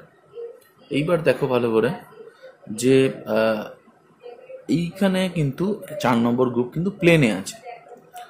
এবার এই ক্ষেত্রে আমরা কিভাবে করব? দেখো এখানে একটা ছোট্ট একটা ট্রিক্স আছে, সেটা কি যে আমরা মনে মনে কি করব, জাস্ট ধরে নেব কি যে 4 নম্বর গ্রুপটা বিলো আছে, আর মানে হাইড্রোজেনটা বিলোতে রয়েছে, আর ক্লোরিনটা এখানে আছে। মানে জাস্ট 4 নম্বরটা যেখানেই থাকুক না কেন, বিলো বাদে যেখানেই থাকুক না কেন, আমাকে বিলোতে নিয়ে নিতে হবে জোর করে। এটা হচ্ছে ব্যাপার। তাহলে আমরা কি করছি? তাহলে আমরা মনে যেটা ধরছি সেটা কি, এটা করতে করতে অভ্যাস হয়ে যাবে। ঠিক আছে, মানে আমি যে রাফে করছি বিষয়টা, রাফে করার কিন্তু দরকার হবে না, এমনি মুখে মুখে হয়ে যাবে। তাহলে আমরা কি জোর করে কি করছি, ক্লোরিনটাকে এখানে নিয়ে নিচ্ছি, যা ছিল তাই থাকবে, আর হাইড্রোজেনটাকে জোর করে এখানে রাখছি, জাস্ট একটা ইন্টারচেঞ্জ করে নিচ্ছি। তাহলে 1, এটা 2, এটা 3, তাহলে কিরকম যাবে এটা? 1 2 3, এটা কি অ্যান্টি ক্লকওয়াইজ, তাহলে এস আসার কথা। কিন্তু যেহেতু আমরা বিষয়টাকে একটা ফোর্সলি করেছি, ফোর্সের মাধ্যমে এস আসার কথা, তাহলে এটা কি হয়ে যাবে? আর। ব্যাস হয়ে গেল, শেষ। মানে যেহেতু আমরা এটা জোর করে করেছি, তাই জন্য যেটা হবে জোর করে করে যেটা আসবে ঠিক তার অপোজিটটাই হবে হচ্ছে তার নোমেনক্লেচার। মানে ওটা এস এসছিল, তাই এটা হয়ে যাবে আর সিম্পলি। এটার ক্ষেত্রে চলে আসি, এই ক্ষেত্রে কি হবে? এই ক্ষেত্রে দেখো দুটো কাইরাল সেন্টার আছে, আমরা একটা একটা করে করতে থাকি। প্রথমে দেখো এইখানে 1 কে যাবে, এই কার্বনটার ক্ষেত্রে দেখছি 1 হচ্ছে, এটা হচ্ছে 1, 2 কে যাবে, 2 হচ্ছে এটা, অলরেডি আমরা ডিসকাস করেছি কেন 2 হলো। আর 3 যাবে হচ্ছে এই টোটাল গ্রুপটা, এই ক্ষেত্রে হবে 3। তাহলে 1 2 3 আর এটা হচ্ছে 4। আচ্ছা, ভালো করে লক্ষ্য করে দেখো যে এখানে যে 4 নম্বর গ্রুপটা অ্যাবাবে রয়েছে, তাহলে এটাকে বিলো নিয়ে নিতে হবে। তাহলে মনে মনে আমরা ধরছি 4টা এখানে আছে আর একটা এই জায়গাটা আছে, তার মানে মুখে মুখে করে ফেলছি। হ্যাঁ, তাহলে আমরা ধরে নিচ্ছি একটা এখানে আর 4খানা এখানে। তাহলে 1 2 3 কি হচ্ছে? অ্যান্টি ক্লকওয়াইজ, কিন্তু আমরা যেহেতু জোর করে করেছি তাই জন্য এটা হয়ে যাবে আর। অ্যান্টি ক্লকওয়াইজ কি এস আসার কথা, তাহলে এটা এটা কি হবে? ক্লকওয়াইজ আর আসার কথা হয়ে গেল। এবার আমরা এটার ক্ষেত্রে যাচ্ছি। এবার এখানে এটা হচ্ছে 1, এটা 1, এই ক্ষেত্রে এটা হবে 2 আর এই টোটাল পার্টটা হবে 3 আর এটা 4। দেখো এখানে 4 কিন্তু আমার বিলো দ্য প্লেন আছে, সুতরাং কোনো অসুবিধা নেই। তাহলে 1 2 3 অ্যান্টি ক্লকওয়াইজ, তাহলে এটা হয়ে যাবে এস। ঠিক আছে, তাহলে কিন্তু আমরা সহজে এভাবে করতে পারলাম। আশা করি এইটুকু আরএসটা পরিষ্কার হয়েছে। এইবার দেখো যেগুলো কনফিগারেশনগুলো এঁকেছি সেগুলো আমরা সহজে কিভাবে আঁকবো সেটা একটু আমরা দেখিনি। আচ্ছা, এই ক্ষেত্রে আমরা কনফিগারেশনগুলো করেছিলাম যে কি কি ছিল। অপটিক্যালি অ্যাক্টিভ দুটো পেয়েছিলাম আর একটা অপটিক্যালি ইনঅ্যাক্টিভ, যেটাকে আমরা বলেছিলাম মেসো। আচ্ছা, এইভাবে এটা আমরা একে একে দেখেছিলাম কতগুলো হয়, তাই না? এবার আমরা সহজভাবে কিভাবে আরএস এর সাহায্যে আমরা করতে পারবো সেটা একটু দেখে নিই। ঠিক আছে, দেখো এই একটা কাইরাল সেন্টার, এভাবে একটা কাইরাল সেন্টার। কাইরাল সেন্টার মানে হতে পারে কি আর অথবা এস, এটাও কি হতো আর এস। তাহলে পসিবিলিটি কি কি আছে আমরা একবার দেখে নিই। তাহলে এটা ধরো C1, এটা ধরো C2, তাহলে C1 কি হতে পারে? আর C1 এটা ধরো C2, তাহলে C1 কি হতে পারে? 1 নম্বর আমরা পসিবিলিটি কি দেখছি, C1 হতে পারে কি আর, C2 কি হতে পারে আর। 2 নম্বর পসিবিলিটি কি আছে? C1 হতে পারে এস, C2 হতে পারে এস। 3 নম্বর কি হতে পারে? এটা আর, এটা এস। 4 নম্বর কি হতে পারে? এটা এস, এটা। ভালো করে খেয়াল করে দেখো, আর আর এস বা এস আর আর, এটা কিন্তু একটাই কিন্তু কনফিগারেশন। তাহলে টোটাল কতগুলো হচ্ছে? 3টে, মানে এটা কিন্তু মেসো। আমরা ওখানে দেখবা করিয়েছিলাম যে দুটো আসছিল মিরর ইমেজ, কিন্তু একটাকে রোটেট করে আর একটা আমরা সহজেই পেয়েছিলাম, অর্থাৎ দুটো আইডেন্টিক্যাল ছিল। তাহলে আর আর এস আর এস আর, মানে ভালো করে খেয়াল করে দেখো, এটা ধরো আর, এটা ধরো এস। এবার আমি এদিকে যদি রোটেট করাই, একই তো জিনিস, উপর আর নিচে পরমাণু তো দুটোরই একই, সেম, মানে গ্রুপ আর অ্যাটম তো সেম উপর আর নিচে। তাহলে আমি উপরে ঘোরাই, তাহলে উপরটা এস আর আর, তাহলে আর আর এস আর এস আর কি একই জিনিস, তাই না? তার মানে এই দুটো হচ্ছে সেম, এটা হচ্ছে মেসো আসছে। তাহলে টোটাল আইসোমার কতগুলো আসছে? 1 নম্বরেরটা একটা আইসোমার, 2 নম্বরেরটা একটা আইসোমার, আর 3 = 4 একটা আইসোমার। ওভারঅল 3টে, 3 আইসোমার। ঠিক আছে, সহজে আমরা কিন্তু এটা করে ফেললাম। আমি আর একটা প্রবলেম নিচ্ছি। এবার দেখো উপরে একটা কাইরাল সেন্টার, এটাও একটা কাইরাল সেন্টার, এটা C1, এটা C2। এবার দেখো উপরের যা অ্যাটম আর গ্রুপ আছে এখানে কিন্তু আলাদা, টোটালি ডিফারেন্ট। তাহলে C1 এর আর এটা C2 কি হবে? C1 এটা C2, এখানে 1 নম্বর, তাহলে আর আর হতে পারে। 2 নম্বরে কি হতে পারে, এটা এস এস হতে পারে। 3 নম্বরে কি হতে পারে, আর আর এস। আর 4 নম্বরে কি, এস আর আর। ভালো করে খেয়াল করে দেবো, এই কনফিগারেশনটা আর, আর এই কনফিগারেশনটা আর নিশ্চয়ই এক না। তাহলে এটার আর, এটার এস, অথবা এটার এস, এটার আর, এটার এস, দুটো কিন্তু এক হবে না। কারণ এটার আর কে যদি আমি ঘুরিয়ে দিই, তাহলে এটা কিন্তু এখানে যদি যায়, মানে আর একই কিন্তু নয়, তাই না? ওভারঅল কিন্তু আমরা দেখতে পারলাম 4খানা আইসোমার, টোটাল 4 আইসোমার। আমি আরেকবার এটা বুঝিয়ে দিচ্ছি যে এটা আর আর এস এস, আর এস আর এস আর, তার মানে এই ক্ষেত্রে কিন্তু 4টেই আসবে। কেন, এখানে আর আর এস আর এস আর আর এক হলো না কেন? কারণ এখানকার আর, এখান কিন্তু আর এক নয়, এখানকার এস আর এখানকার এস কিন্তু এক নয়, এর সাথে কিন্তু আলাদা রকম গ্রুপ অর অ্যাটম কিন্তু জুড়ে আছে। তার টোটাল আইসোমার এখান থেকে কিন্তু 4, যেহেতু উপর আর নিচে কি ডিফারেন্ট আছে। এখন যেটা শুরু করবো সেটা হচ্ছে জিওমেট্রিক্যাল আইসোমার। একটু ডেফিনেশনটা দেখে নিই। যেটা বলছে যে কোনো একটা রিং সিস্টেম আছে, রিং সিস্টেমে যদি সেম সাইডে যদি কোনো গ্রুপ থাকে অর অ্যাটম থাকে, সেম সাইডে সেম গ্রুপ অর হচ্ছে অর অপোজিট সাইডে যদি সেম গ্রুপ অর অ্যাটম থাকে, তাহলে তারা হচ্ছে জিওমেট্রিক্যাল আইসোমার শো করবে। ধরো এখানে আমি কি করছি, এই রিং এর ধরো এখানে আমি একটা মিথাইল নিচ্ছি, এখানে একটা মিথাইল নিচ্ছি, তাহলে এরা তো সেম গ্রুপ, সেম সাইডে রয়েছে। আবার ধরো এখানে আমি একটা নিচ্ছি CH3, এখানে ধরো CH3, এরা কি হচ্ছে, এই দুটো মিথাইলগুলো অপোজিট সাইডে রয়েছে। তাহলে সেম সাইডে এরা থাকলে আমরা বলবো হচ্ছে সিস, আর অপোজিট সাইডে থাকলে আমরা বলবো ট্রান্স। একই রকম ভাবে আমরা ডবল বন্ডেও তাই দেখতে পাচ্ছি যে সেম গ্রুপ যদি সেম সাইডে থাকে, তাহলে আমরা বলবো তাকে সিস, আর অপোজিট সাইডে থাকলে সেম গ্রুপ আর অ্যাটম। এখানে ধরো আমি বললাম এটাকে অ্যাটমে ধরো ক্লোরিন বলছি, ঠিক আছে? তাহলে এটা সিস, ক্লোরিন গুলো ধরো অপোজিট সাইডে রয়েছে, তাহলে আমরা এটাকে বলবো ট্রান্স। এই হচ্ছে ব্যাপার। আচ্ছা, এটা কিন্তু কোনো কনফার্মেশনাল অ্যানালিসিস নয়, মানে ভালো করে জিনিসটা খেয়াল করে দেখো, আমি যদি ক্লোরিনটাকে ঘুরিয়ে আমি ট্রান্সে আনতে পারবো? কোনোদিনই পারবো না, কারণ এটা হচ্ছে রেস্ট্রিক্টেড রোটেশন। একটা ডবল বন্ড কিন্তু রোটেশনটা রেস্ট্রিক্টেড হয়ে যায়, এখান থেকে কিন্তু কখনো কিন্তু বন্ডটা ফ্রিলি রোটেট করতে পারবে না। একমাত্র সিঙ্গেল বন্ডই আছে যেটা কিন্তু ফ্রিলি রোটেট করতে পারবে, কিন্তু কোনো বন্ড, ডবল বন্ড কিন্তু এখানে রোটেট করতে পারবে না, এখানে কিন্তু কোনো ডবল বন্ড রোটেট করতে পারে না, ঠিক আছে? তাহলে সিস আর ট্রান্স কিন্তু সর্বদা কিন্তু একটা কনফিগারেশন।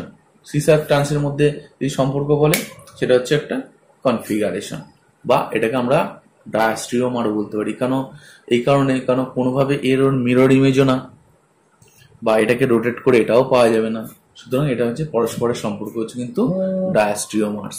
তাহলে এটা কিন্তু ডায়াস্ট্রিওমারের রিলেশনশিপ আছে। তো নেক্সট কোশ্চেনটা আসে, সেটা হচ্ছে এই যে সিস আর ট্রান্স আমরা লিখেছি, এটা কি অপটিক্যালি অ্যাক্টিভ না অপটিক্যালি ইনঅ্যাক্টিভ?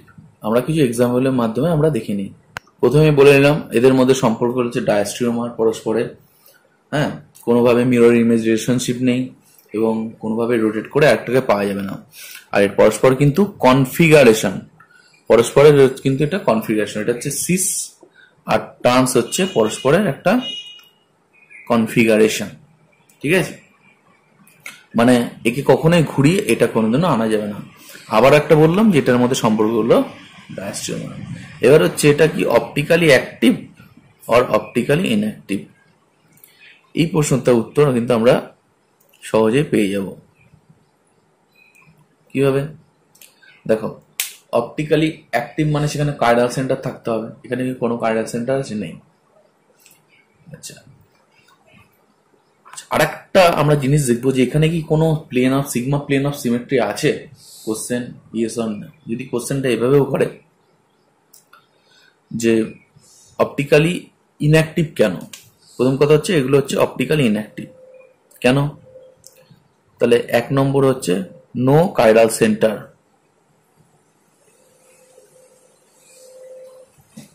আর সেকেন্ড পয়েন্টটা কি আছে, এখানে সেকেন্ড পয়েন্টটা কি হবে? সেকেন্ড পয়েন্টটা হবে কিন্তু সিগমা প্লেন।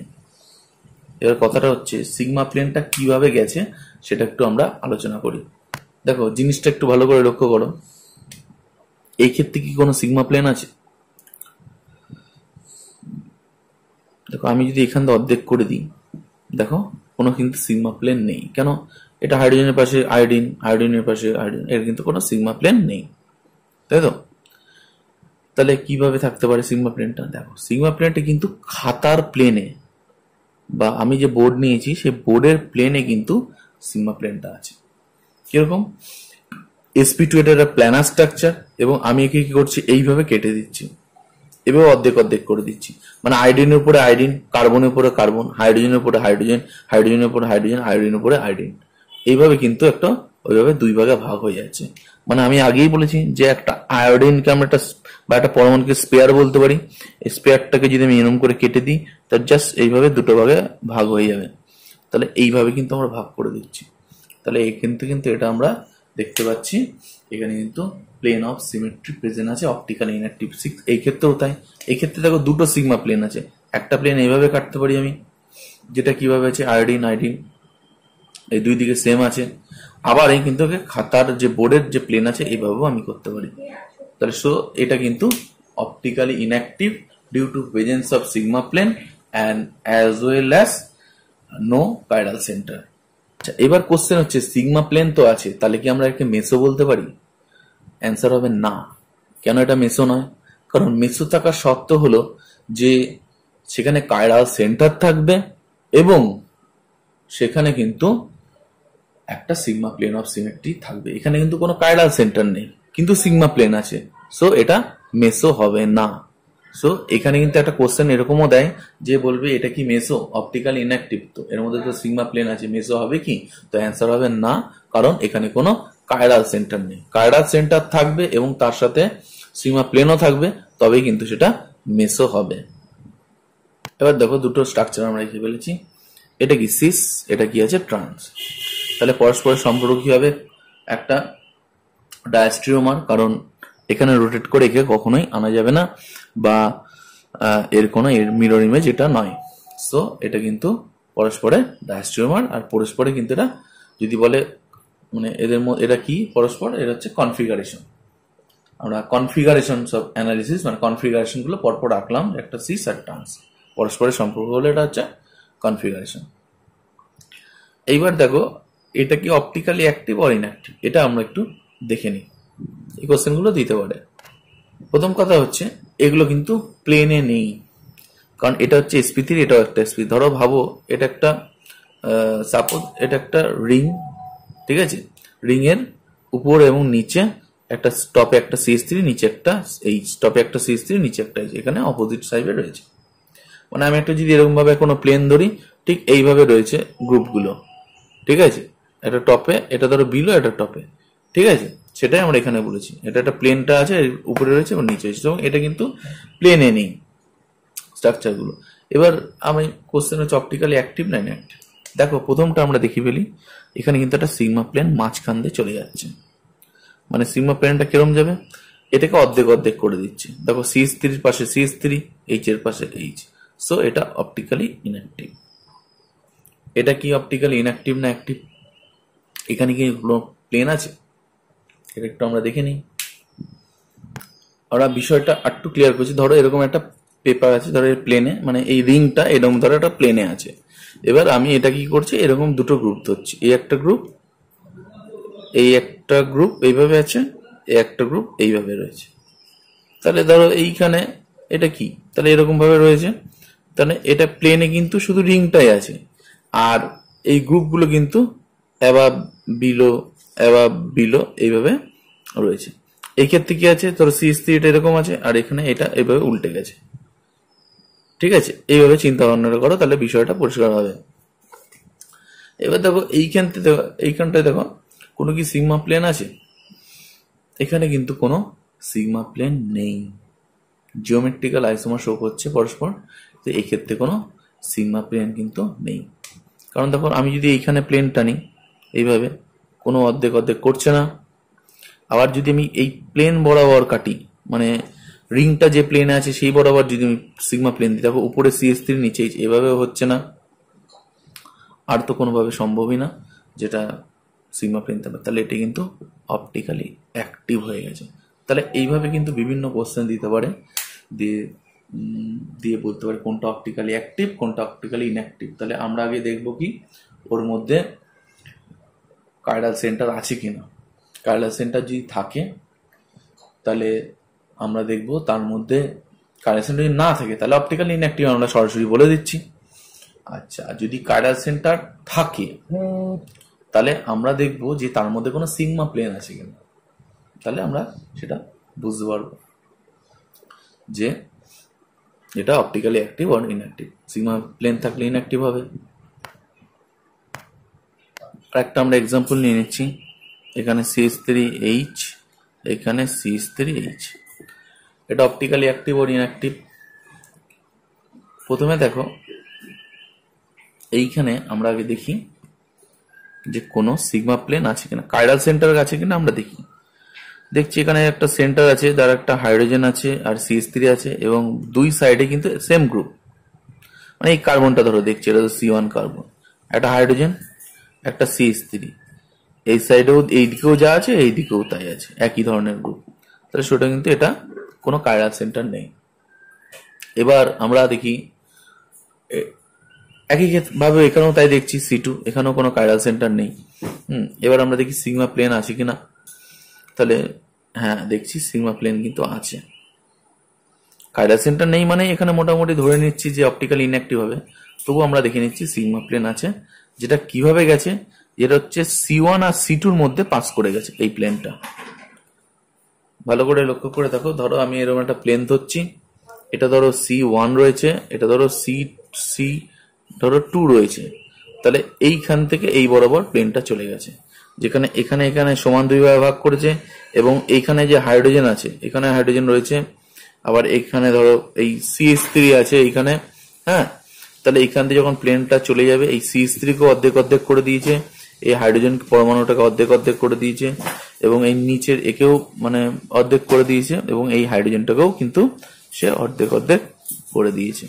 আশা করি C1 থেকে C2 এর মধ্যে এই বরাবর পাস করে গেছে প্লেনটা। সেটা কি করেছে, এই গ্রুপটাকেও, এটা একটা স্পেয়ার ধরে নিতে পারি, এটা স্পেয়ার, এটা একটা স্পেয়ার, এটা একটা স্পেয়ার, যেটা কি করেছে একে একদম সমান দুই ভাগে ভাগ করেছে, তাই এটা অপটিক্যালি ইনঅ্যাক্টিভ। আরো আমরা কিছু দেখে নিই, এটা দেখি কাইরাল সেন্টার আছে নাকি। ধরো এই সেন্টারটা দেখছি C1, ধরো এটা ধরো C2, দেখো এর কি একটা, এই কার্বনে কি একটা হাতে CH আছে, এই হাতে H আছে, এই হাতটায় কি দেখতে পাচ্ছি, এই হাতটায় যা এনভায়রনমেন্ট, এই হাতে কিন্তু এনভায়রনমেন্ট আলাদা, কারণ এখানে একটা CH2 শুরু হচ্ছে, CH2 আছে, আর এদিকে কিন্তু এরকম একটা গ্রুপ আছে, তাহলে এটা কাইরাল সেন্টার। এই ক্ষেত্রে আমরা দেখতে পাচ্ছি একই রকম ভাবেও কি কাইরাল সেন্টার, তাহলে এটার মধ্যে কিন্তু অপটিক্যালি অ্যাক্টিভ। আর আমরা অপটিক্যালি অ্যাক্টিভ, তার সুতরাং আমরা এর মধ্যে আবার দেখবো সিগমা প্লেন আছে নাকি, কারণ কাইরাল সেন্টার থাকলে আমরা কি খুঁজবো যে এর মধ্যে একটা সিগমা প্লেন থাকে কিনা, তাহলে কিন্তু সে অপটিক্যালি ইনঅ্যাক্টিভ। আমরা সিগমা প্লেন খুঁজে বেড়াচ্ছি, দেখি পাই কিনা। দেখছি এখান দিয়ে যদি আমরা অর্ধেক করি তাহলে আমরা দেখতে পারবো এখানে কোনো সিগমা প্লেন নেই। আচ্ছা, তারপরে আমরা দেখি প্লেনে, মানে এটা তো একটা সামন্তরিক বরাবর যদি সামন্তরিকটাকে যদি প্লেনটা, মানে ধরো এই যে সামন্তরিক আমরা ধরেছি, এই সামন্তরিক বরাবর এইভাবে আমরা অর্ধেক করে দিচ্ছি, এবং দেখতে পাচ্ছি উপরে H, নিচে হচ্ছে উপরে CH, আর নিচেও H, আর নিচেও CH। সুতরাং এখানে কোনো এই প্লেন বরাবর, এইভাবে প্লেন বরাবর কোনো সিগমা প্লেন যাচ্ছে না, হয়ে গেল। সুতরাং এটা অপটিক্যালি অ্যাক্টিভ। এইবার দেখো আমি যদি এইখানে একটা CH দিয়ে দিই সিম্পল ভাবে, আর নিচে একটা, এখানে যদি আমি একটা H দিয়ে দিই, এইবার দেখো যে এখানেও কিন্তু কাইরাল সেন্টার, এটাও কিন্তু কাইরাল সেন্টার, তাই তো, এটাও কাইরাল, কারণ C1 কাইরাল, C2 কাইরাল। এবার আমরা কি করছি, এবার আমরা একটা সিগমা প্লেন কনসিডার করছি। সিগমা প্লেন কনসিডার কি হয়ে যাচ্ছে, এইবার দেখো এইবার কেটে যাচ্ছে, অর্ধেক অর্ধেক হয়ে যাচ্ছে। CH এখানে এইদিকে CH, H এর এইদিকেও H, সুতরাং এটা কি হচ্ছে, একটা সিগমা প্লেন পাস করে যাচ্ছে এর মধ্যে কাইরাল সেন্টার থাকা সত্ত্বেও, তাই তো। সো এটা অপটিক্যালি ইনঅ্যাক্টিভ কিন্তু হয়ে যাচ্ছে। এবার আমরা EZ কনফিগারেশনে চলে আসছি। ধরো একটা ডবল বন্ড আছে, এবার ধরো এখানে একটা CH3 আছে, এখানে একটা OH, একটা ক্লোরিন, এখানে ধরো একটা হাইড্রোজেন। এবার সিস না ট্রান্স এটা আমরা কি করে বুঝবো? এই ক্ষেত্রে কিন্তু কোনোভাবে বোঝার কোনো উপায় নেই, কারণ এখানে বিভিন্ন ধরনের গ্রুপ রয়েছে। সেই ক্ষেত্রে কিন্তু আমাদের নতুন একটা মানে করতে হবে, আইসোমার আছে, সেটা হলো ই আর জেড। এবার দেখো এখানে কিন্তু সেই সেম রুলসে প্রায়োরিটি দিয়ে আমরা দেখব। ধরো এই কার্বন আছে, এখানে একটা কার্বন আছে, এই কার্বনের সাথে কোন কোন গ্রুপ আছে? একটা উইচ গ্রুপ আছে, একটা সিএল আছে, এর সাথে একটা এইচ আছে, একটা সিএস3 আছে। এই কার্বনটা কার কার সাথে জুড়ে আছে? অক্সিজেন আর ক্লোরিন। তাহলে ফার্স্ট প্রেফারেন্স কে 1, এদিকে ফার্স্ট প্রেফারেন্স কে আছে অক্সিজেন, এটা তাহলে 2। আবার এই কার্বনে আমরা চলে আসছি, এখানে আমরা কি দেবো? ফার্স্ট প্রেফারেন্স 1, এখানে কি সেকেন্ড প্রেফারেন্স 2। তাহলে ভালো করে খেয়াল করে দেখো, 1 গুলো পরস্পর অপোজিটে, 1 আর 2 গুলো পরস্পর অপোজিটে। তাহলে সুতরাং মানে ফার্স্ট প্রেফারেন্স যেগুলো আছে সেগুলো অপোজিটে রয়েছে, সেকেন্ড প্রেফারেন্স যেগুলো আছে সেগুলো অপোজিটে রয়েছে। সেই জন্য এটাকে আমরা বলবো হচ্ছে ই। ই মানে হচ্ছে যেটা অপোজিট, মানে প্রেফারেন্স গুলো যদি অপোজিট সাইডে থাকে তাহলে সেটাকে আমরা বলবো ই। এবার আমরা কি জেড কি দেখবো? ধরো প্রেফারেন্স গুলো সেম সাইডে রয়েছে।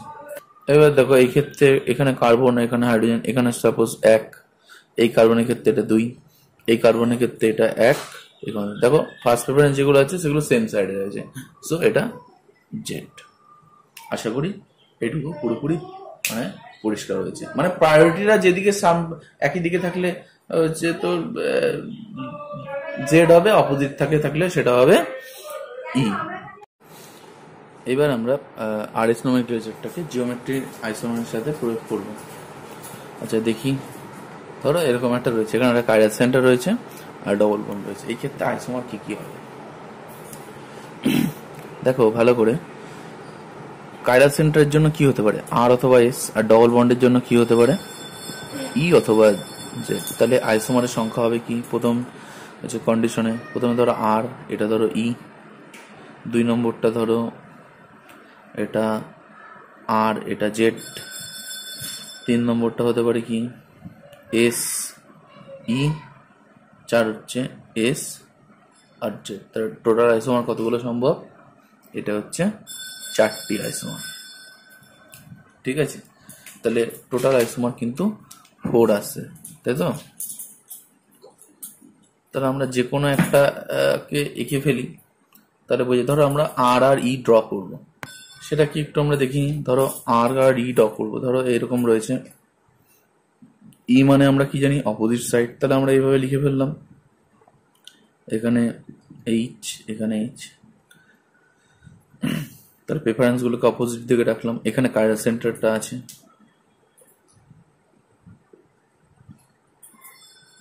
এইবার এখানে আমরা যে করে আর করতে হবে। তাহলে কি করব? তাহলে এখানে আমাদের ক্লকওয়াইজ রোটেট করতে হবে, ঠিক আছে?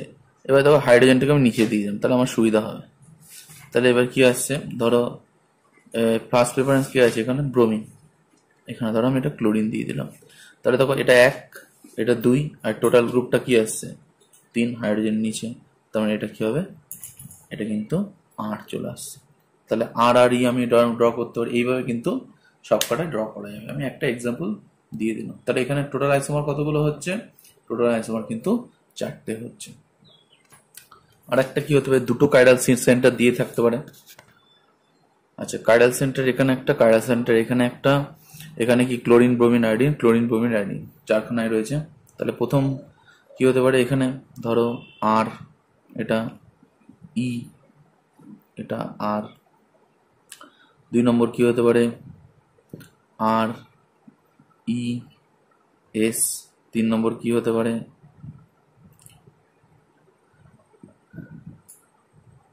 এস ই আর। 4 নম্বর কি হতে পারে? S E S. এই 4টে সম্ভব। আরো কি হতে পারে? আমরা জেড দিয়ে আমরা একই রকম ভাবে দেখতে পারি এক একটার ক্ষেত্রে। তাহলে আর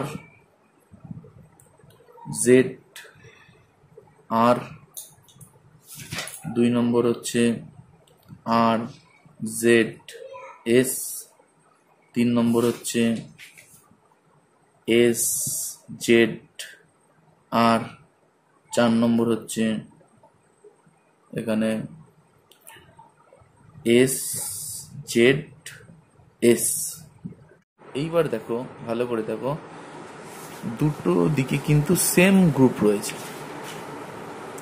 অর্থাৎ এখানকার আর এখানেও কিন্তু আর একই, এখানকার এস এখানেও এসও কিন্তু একই, অর্থাৎ তার মানে আমরা এখানে বলতে পারি যে আর ই এস আর এসি আর এই দুটো কিন্তু একটা দেবে, এই দুটো কিন্তু পরস্পর হোমোমান, যে কোনো একটা আইসোমার পাওয়া যাবে।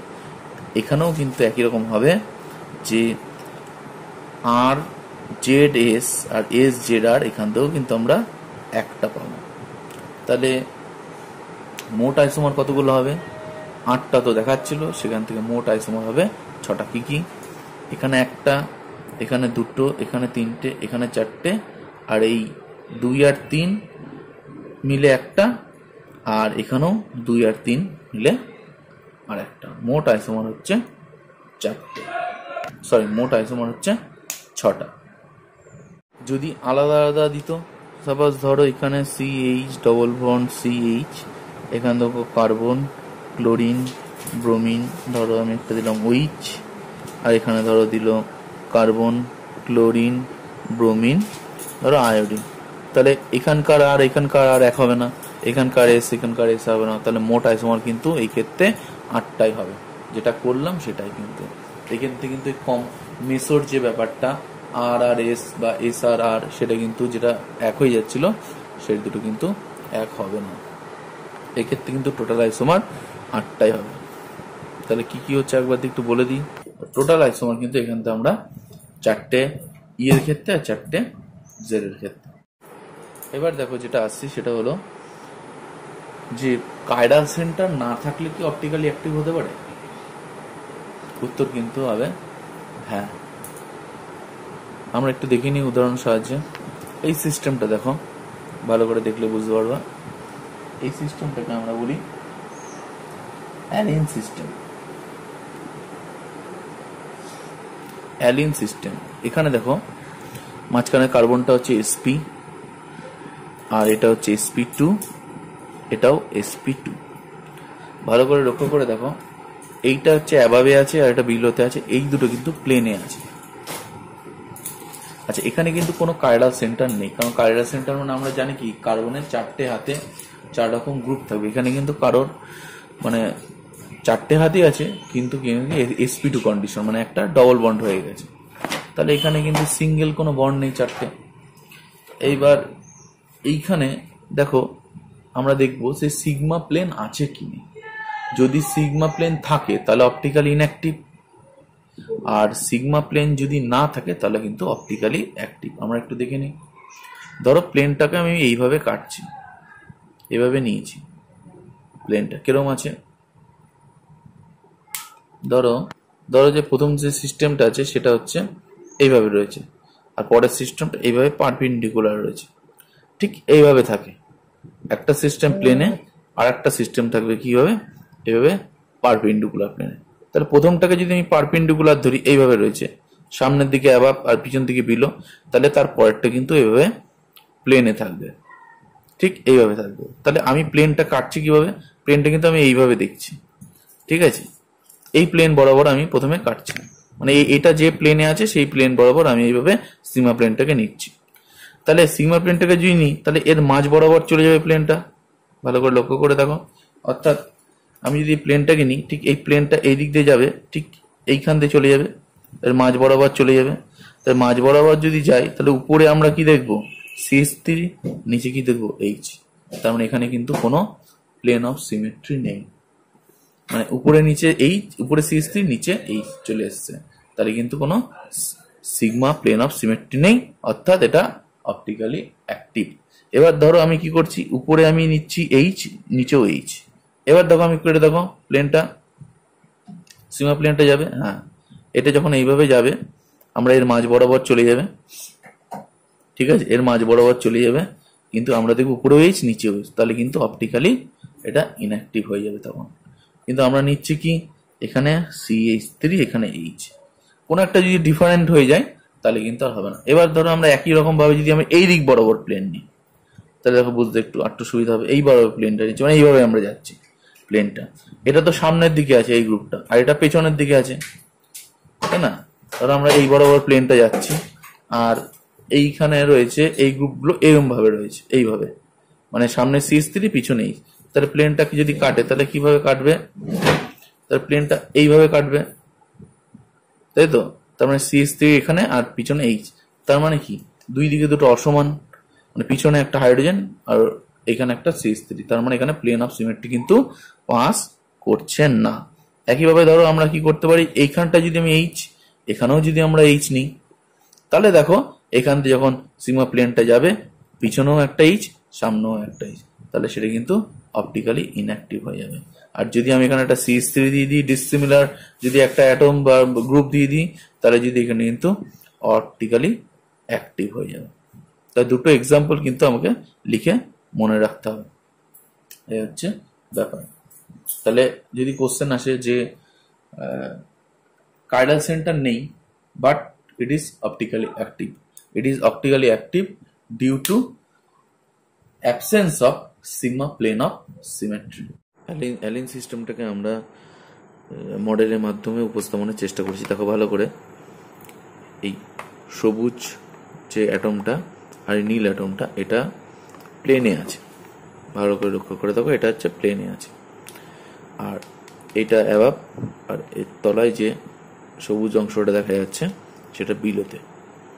এই দুটো গ্রুপ ধরো একটা, হ্যাঁ, তাহলে সবুজ এই সবুজ আর নীলটা হচ্ছে একটা প্লেনে আছে, আর এটা অ্যাবাবে আছে, এটা বিলোতে আছে। আশা করি এটুকু পরিষ্কার হয়েছে।